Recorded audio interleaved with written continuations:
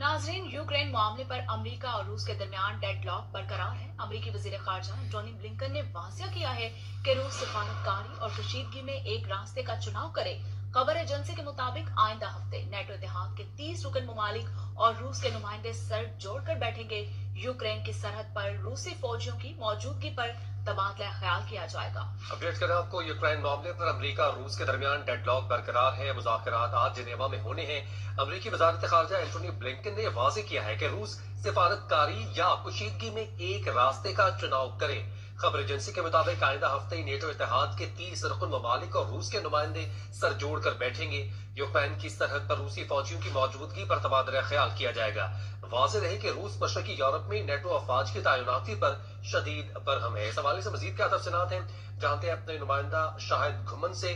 शाहिद, बताइएगा, वाज़ेह पैगाम सामने आया है अमेरिकी वज़ारत खारजा की जानिब से कि सिफारतकारी को चुना जाए या कशीदगी को। मुज़ाकरात अभी होने हैं, उससे पहले ही ये तमाम तर मामला सामने आ रहे हैं, कैसे देख रहे हैं? जी बिल्कुल, रूस और नेटो के दरमियान तल्लुकात में नया मोड़ आ सकता है, क्योंकि नेटो उसके 30 रुकन ममालिक और रूस के नुमाइंदे बुध के रोज मुलाकात करेंगे। इस मुलाकात में यूक्रेन और रूस के दरमियान पाई जाने वाली कशीदगी पर तबादला ख्याल किया जाएगा।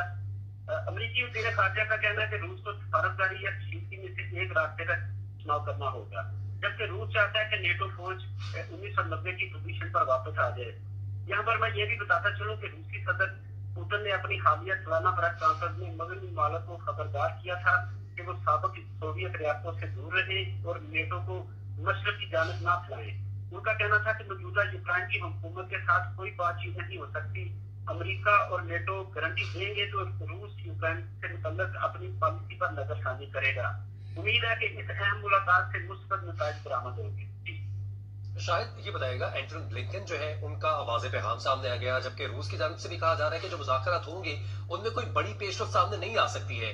तो क्या लग रहा है कि एक दफा फिर से जो है पूरी दुनिया इस तरफ जंग की तरफ जा रही है एटमी ताकतों की?